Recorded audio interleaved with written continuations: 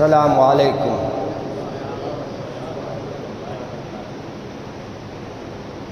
الحمد للہ نحمده ونستعینه ونستغفره ونؤمن به ونتوکل علیہ ونعوذ باللہ من شرور انفسنا ومن سیئات اعمالنا من يهدي الله فلا مضل له ومن يضلل فلا هادي له ونشهد أن لا إله إلا الله وحده لا شريك له ونشهد أن محمدًا عبده ورسوله أما بعد وقال الله تبارك وتعالى في القرآن المجيد والفرقان الحميد وأعوذ بالله من الشيطان الرجيم بسم الله الرحمن الرحيم لن تنالوا البر حتى تنفقوا ومما تحبون۔ عزیزان محترم، بڑا ہی افسوس ہوتا ہے مساجد کے حالات کو دیکھ کر۔ رمضان کے مسلمان مسجدوں سے چلے گئے، جاتے جاتے کئی مسجدوں میں نفرتوں کے بیج بو کے گئے، کئی دلوں کو توڑ کے گئے، کئی دلوں کو ناراض کر کے گئے۔ کاش کہ وہ رمضان کی نہیں بلکہ اللہ کی عبادت کرتے، کاش وہ نمازیں جو ادا کیا انہوں نے وہ اللہ کے لیے کرتے، کاش کہ تراویحوں میں پورے کے پورے مہینے مساجد کو آ کر مساجد کی صفوں کو اپنے گواہ بناتے، مگر افسوس مسلمان صرف اور صرف پیٹ کی پوجا، پیٹ کی عبادت میں مصروف ہے اور یہی سمجھ رہے ہیں کہ یہی ہماری زندگی ہے۔ مقصد زندگی ہم نے بھول گئے۔ اللہ نے ہم کو کیوں پیدا کیا آج ہمارے بات ذہنوں میں نہیں ہے۔ ہم تو سمجھ رہے ہیں کہ اللہ نے ہم کو پیدا کیا جینے کے لیے، کھانے کے لیے، کپڑے پہننے کے لیے، بڑی بولنے کے لیے۔ یہ بھول گئے کہ اللہ نے آپ کو ان سب کے لیے پیدا نہیں کیا بلکہ صرف اور صرف آپ کو اور مجھے اللہ کی عبادت کرنے کے لیے پیدا کیا۔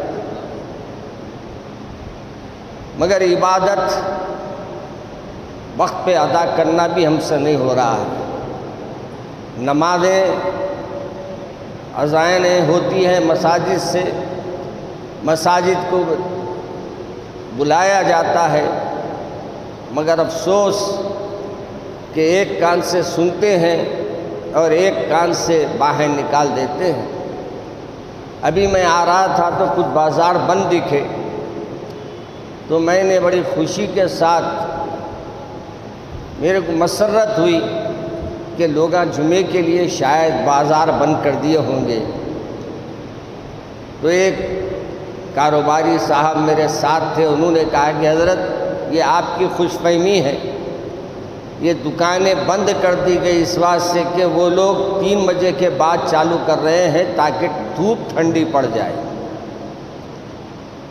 یعنی ایک امید ہمارے دل میں جو پیدا ہوئی، اس کو دوسرے ہی لمحے ایک ایسی بات ہمارے سامنے آ گئی کہ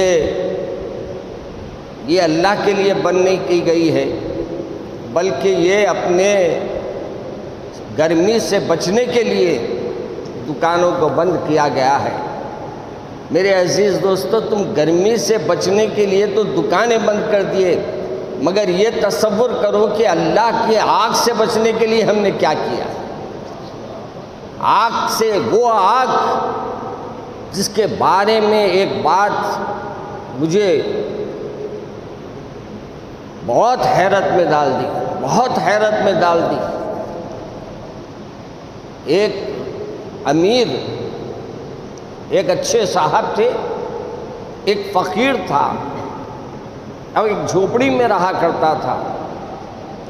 وہ جھوپڑی میں رہنے والا فقیر اپنے پیسوں کو جمع کر کر اس شخص کے پاس لا کے رکھا، کہا کہ دیکھو میرے جھوپڑی میں چوری کے امکانات ہے، میری امانت میں روز دیتا ہوں، آپ امانت اپنے پاس لکھ کے رکھ لیا کیجئے۔ اس شخص کو امانت روز دیتا، روز وہ شخص اپنی کاپی میں لکھا لیتا، چلا جاتا۔ ایک وقت گزر گیا، لیکن یہ فقیر جب نہیں آیا اور طلب اپنی رقم کرنے کے لیے نہیں آیا، تو انہوں نے جو پتہ اس نے بتایا تھا اس پتے کو تلاش کرتے ہوئے اس شخص تک پہنچے، دیکھے کہ وہ علیل ہے، بیمار ہے۔ کہا کہ بھئی یہ تمہارے پیسے، اس سے علاج کراتا ہوں۔ بولے نہیں، میرا علاج اس سے نہیں کرانا، وہ میرے پیسے جب میں مر جاؤں تو میری خبر میں رکھ دینا۔ وہ کہتے ہیں کہ آج کل کے فقیروں کا حال تو ماشاءاللہ معلوم ہے کہ آپ کے گھر میں جتنے نہیں نکلتے ان کی پاکٹ میں نکل جاتے ہو۔ کہتے ہیں کہ اتنے پیسے تھے کہ ایک وقت مجھے اس کو دفنانے کے بعد ضرورت محسوس ہوئی۔ میں نے کہا کہ وہ بندہ تو مر گیا، اب خبر میں پیسے ہوں گے، جاؤں گا اور میں نکال لوں گا۔ کہتے ہیں کہ میں گیا، جا کر اس کی خبر کھودا، اور خبر کھود کر جب میں نے پیسوں کو دیکھا تو میں نے مجھے حیرت میں ڈال دی بات یہ ہے کہ وہ پورے کے پورے پیسے اس کے جسم سے چپک گئے۔ اللہ اکبر! وہ کہتے ہیں میں نے ایک آدھ سکہ اٹھانے کی کوشش کی، جب سکوں کا دور تھا، ایک آدھ سکہ وہ نکال لوں گا۔ جب سکہ نکالنے گیا تو میرے ہاتھ میں ایسی جلن ہوئی، اور وہ جلن کی وجہ سے میں فوری خبر سے نکل گیا، نکل کر میں اس خبر کو بند کر دیا، اور بند کر کر وہاں سے پلٹ آیا۔ مگر حیرت کی بات یہ رہی، جس دن سے میں نے وہ سکہ اس کے جسم سے نکالنے کی کوشش کی، اس وقت جو مجھے آگ لگی، اس وقت جو میرے کو یعنی جو چرکا لگا، اس کے بعد سے میں نے کئی زمانے تک، کئی مہینوں تک میں نے محسوس کیا کہ اس کے سکے نکالنے کی وجہ سے جو میرے ہاتھ لگے تھے وہ ہاتھ ایسے جلتے تھے جیسے کوئی آگ میں ڈال دیے ہیں، اور اس سے بچنے کے لیے میں ہمیشہ پانی میں انگلی ڈال کر رکھا کرتا تھا تاکہ اس آگ کو میں تھوڑا ٹھنڈا کر سکوں۔ کہتے ہیں وقتیاں مجھے وہ پیسوں سے ٹھنڈک ملتی تھی، لیکن جیسے ہی میں پانی سے ہاتھ نکالتا میں برداشت نہیں کر سکتا تھا۔ حضرت ابن قیم کی کتاب میں یہ واقعہ ہے، انہوں لکھتے ہیں رحمۃ اللہ علیہ کہ ایک وقت علماء سے ملا، اپنی بیان کی بات، علماء نے اپنی عاجزی کا اظہار کیا، ڈاکٹروں کو بتایا، ڈاکٹروں نے اپنے علاج سے انہوں نے یہ کہا کہ ہمارے علاج اس کے اندر بے اثر ہو رہے ہیں، اس کے اندر کوئی فائدہ تم کو نہیں ہو رہا ہے۔ فرماتے ہیں کہ مایوس ہو گیا، مایوس ہو کر میں نے کہا کہ اب یہ تو میری زندگی کا ایک مجھے اللہ کے طرف سے عذاب کی شکل مجھے مل گئی ہے۔ فرماتے ہیں کہ علماء کی صحبت میں گیا تو لوگوں نے پوچھا کہ ہاتھ تم پانی میں کیوں رکھے ہیں؟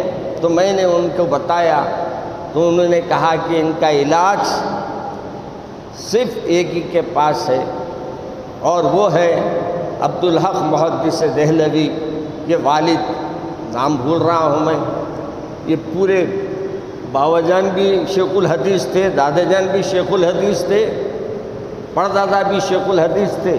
کہا ان کے پاس جاؤ۔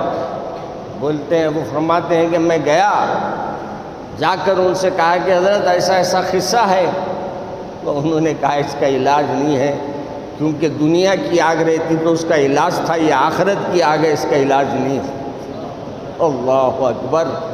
اب سوچو آپ، معمولی ہاتھ جلا تو ہمارا کیا حال ہوتا ہے، جبکہ اللہ کے رسول صلی اللہ علیہ وسلم نے فرمایا کہ یہ سورج اپنے سے لاکھوں میل دور ہے، اور اس کے اوپر انہیں جب اپنی آگ برسا رہا ہے تو آج ہمارے گھر ہم رہنے تیار نہیں ہے، کپڑے کرتے اتار رہے ہیں، بعض لوگ تو بنڈین میں چڈی میں گھوم رہے ہیں، کیا بولے تو حضرت گرمی ہے۔ ارے میرے بھائی، تو دنیا کی گرمی کو برداشت نہیں کر رہا، بتا وہ خبر کی گرمی کو کیسے برداشت کرے؟ خبر کی گرمی جب تیرے پاس کوئی پنکھا نہیں ہوگا، کوئی اے سی نہیں ہوگا، کوئی تیرے پاس پنکھا ہلانے والا نہیں ہوگا۔ ہمارے بزرگوں کے پاس تو یہ تھا کہ اگر کوئی خادم آگے بڑھ کر ان کے سامنے پنکھا ہلاتا تو وہ کہتے روک، مجھے پسینہ نکلنے دے، اگر پسینہ نکل جائے گا تو شاید اللہ کو رحم آ جائے گا اور دوزخ کی آگ میں اللہ نرمی پیدا کر دے گا۔ آج ہم لوگ تو اے سی میں رہ کے بول رہے ماشاءاللہ سبحان اللہ، مگر اللہ ماشاءاللہ سب کہہ رہے، اللہ کے سامنے آ کے جھکنے تیار نہیں ہے، اللہ کے سامنے آ کے سجدے کرنے تیار نہیں ہے، اللہ کو راضی کرنے تیار نہیں ہے۔ میرے عزیز دوستو، آپ کو حیرت ہوگی جب انہوں نے اس کو انکار کر دیا اور کہا کہ یہاں سے میرے پاس کوئی اس کا علاج نہیں ہے، بس اتنا کہنا تھا۔ وہ کہتا ہے کہ میری آنکھ سے آنسو نکل پڑے اور میری آنکھ سے آنسو گرنے لگے، میں جب آنسوئیں گرنے لگے تو میں نے اپنے آنسوؤں کو جب اللہ کے غضب یاد آ گیا اور حضرت نے ایسی کچھ باتیں عرض کر دی جس کی وجہ سے میرا دل موم کی طرح ہو گیا، اور میں نے توبہ و استغفار کرنا شروع کیا، اور توبہ استغفار کرتے ہوئے میرے آنسو نکلے، اور آنسوؤں کو پونچھنے کے لیے میں اچانک ہاتھ اٹھا کے اپنی آنکھوں میں لگا دیا، اور آنکھوں میں لگانے کی دیر تھی کہ اللہ نے وہ آگ کو نرم کر دیا، آگ کو جو ہاتھ میں جل رہنے والے ہاتھ تھے وہ جلن ختم کر دی۔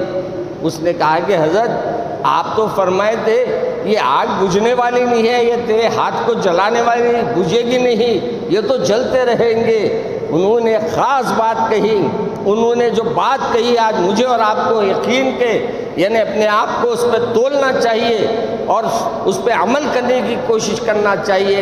کہا میاں جب ندامت کے آنسو ہوتے ہیں تو دنیا کی آگ ٹھنڈی ہو جاتی ہے، آخرت کی بھی ٹھنڈی ہو جاتی ہے، دنیا کی آگ بھی ٹھنڈی ہو جاتی ہے اور آخرت کی آگ بھی ٹھنڈی ہو جاتی ہے۔ اور یاد رکھو جو تمہاری انگلیوں کی جو جلن ختم ہوئی ہے وہ تمہارے خوف کی وجہ سے، اللہ کی ڈر کی وجہ سے جو آنسو نکلے، اللہ نے ان آنسوؤں میں تمہارے لیے صحت عطا فرما دی۔ میرے عزیز دوستو، یہ سکے کب تک کام آئیں گے؟ دیکھیں نہیں، حضرت آگے بیٹھتی نوٹوں کو جام کر دیے ہو گیا، کیا بول دیے پورے نوٹا بند۔ اپن کتنے بند ہو گئے تو اس وقت تھے ہمارے ایک اللہ تللے تھے، شادیاں تھی، یہ ہنگامے تھے، یہ شاپنگاں تھے، ہر کوئی بول رہا مولانا نوٹیں ہی نہیں ہمارے پاس ہے تو ہم کیسا بتانا، گورنمنٹ کو بتانا ہے تو کیسے نکالنا پھر ہم۔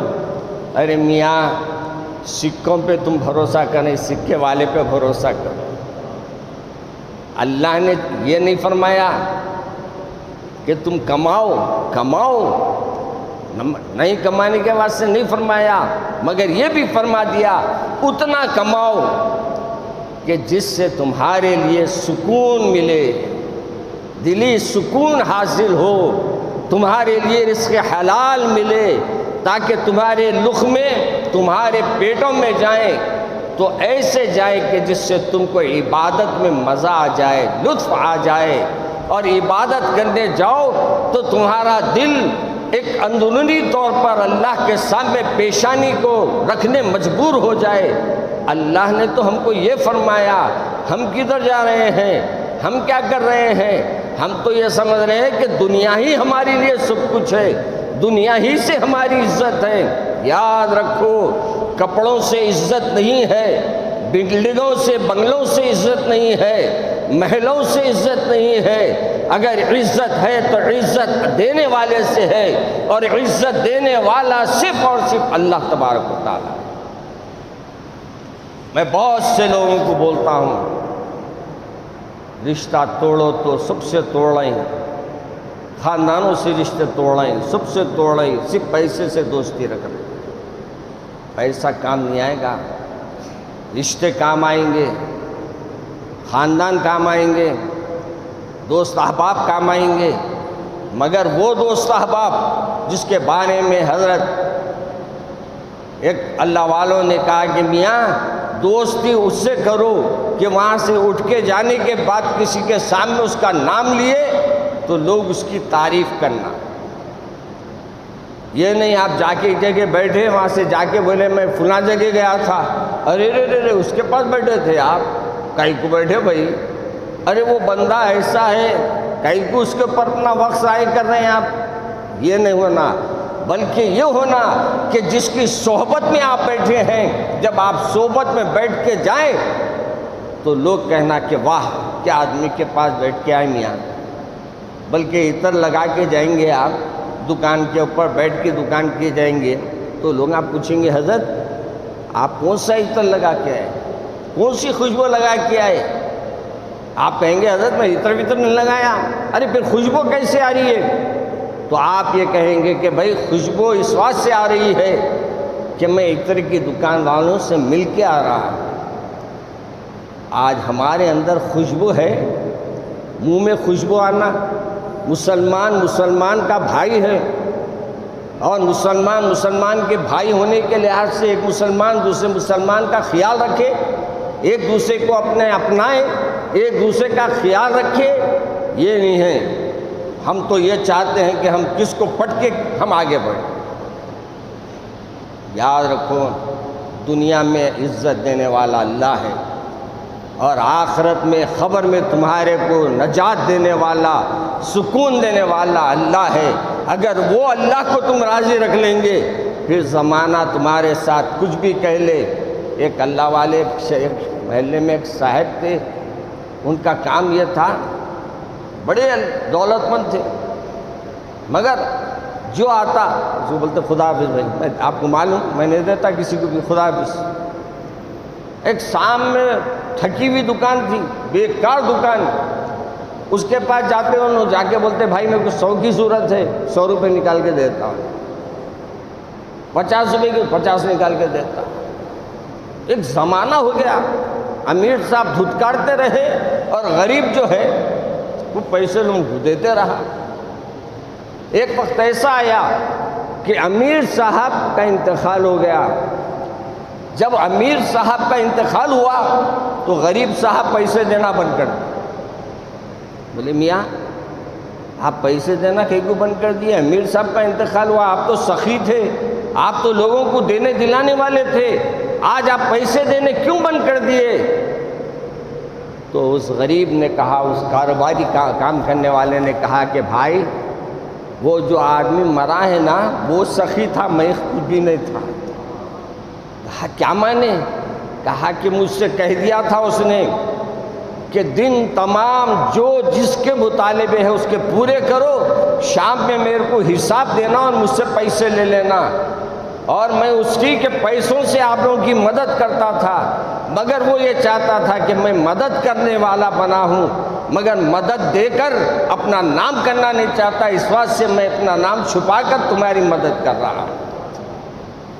بہت سے ایسے لوگ چھپے ہوئے ہیں کہ آج بھی اللہ کے لیے، اللہ کے رسول کے لیے اپنی جان بھی قربان کرنے تیار ہے، مال بھی قربان کرنے تیار ہے، مگر افسوس نمازوں کو چھوڑنے تیار بھی ہے۔ برابر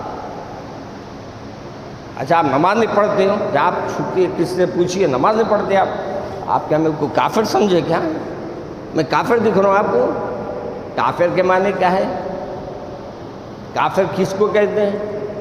ذرا ذہن میں رکھ لو، آج کل یہ باتوں میں بہت جھگڑے ہو رہے ہیں۔ کافر کہیں کو بولے میرے کو آپ؟ کافر کے معنی انکار کرنے والا، وہ اسلام کا انکار کرتا ہے، حق کا انکار کرتا ہے، اس واسطے سے کافر کہتے ہیں۔ تو کافر کے معنی کوئی وہ نہیں ہے برے، مگر لوگ کافر بولتی ایک دم ہم کو کافر کہہ رہے ہیں، کافر تو کافر کہیں گے، انکار کرنے والے، اس وجہ سے انکار کرنے والے کہہ رہے ہیں ہم۔ تو خیر آپ کو میں بتانا چاہتا ہوں کہ اگر آپ یہ کہیں کہ بھئی آپ نماز چھوڑ رہے ہیں، اللہ کے رسول کی ایک حدیث ہے، ابو داؤد میں ہے کہ اللہ کے رسول صلی اللہ علیہ وسلم نے فرمایا جو مسلسل 3 نمازیں جمعے کی 3 جمعے چھوڑ دے، اللہ اس کے دلوں پہ مہر لگا دیتا ہے۔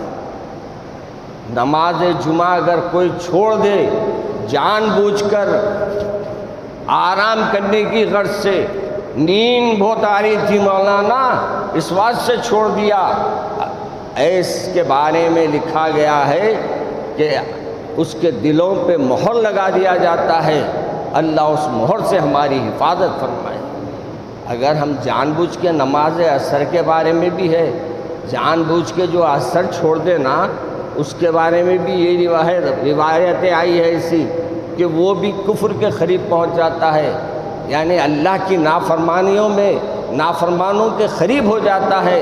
اس لیے میرے رسول صلی اللہ علیہ وسلم نے فرمایا جو فجر اور عصر پڑھتا ہے وہ واقعی اللہ سے محبت کرنے والا ہے، اللہ سے ڈرنے والا ہے۔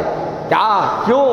فجر اور عصر ایسے وقتوں میں ہے کہ نیند چھوڑ کے اٹھنا پڑتا، سکون کی نیند ہے۔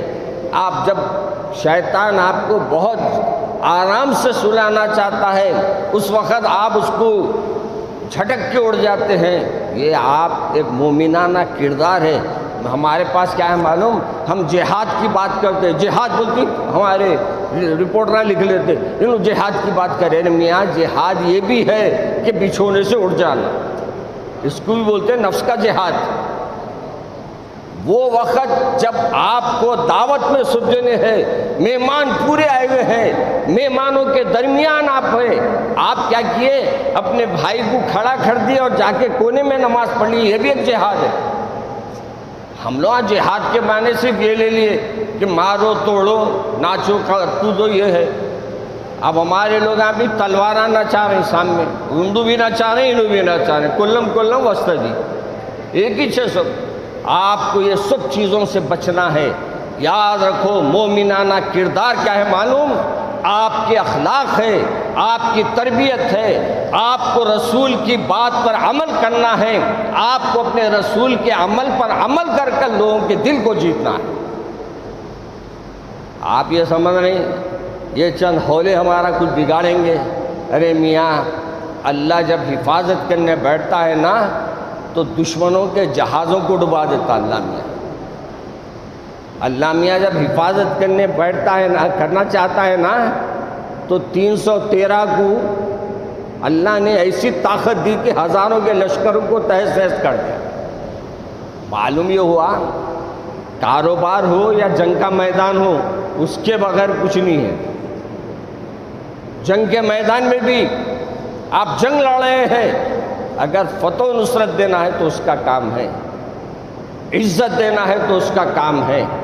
اور اگر آپ کاروبار کر رہے ہیں، آپ بولیں گے حضرت میں کر رہا ہوں کاروبار، تم کیا کر رہے ہیں میاں، تم کچھ بھی بنا کے رکھ دیں، تم دکان کھول کے دوائیں رکھ لے کے بیٹھیں، مگر وہ مرض میں مبتلا ایک آدمی ہونا، وہ مبتلا ہونے والے کو ڈاکٹر وہ دوا لکھنا، وہ دوا لینے کے واسطے دوسرے میڈیکل کو چھوڑ کے آپ کے پاس آنا، اللہ نے یہ روزگار آپ کے پاس رکھا تھا۔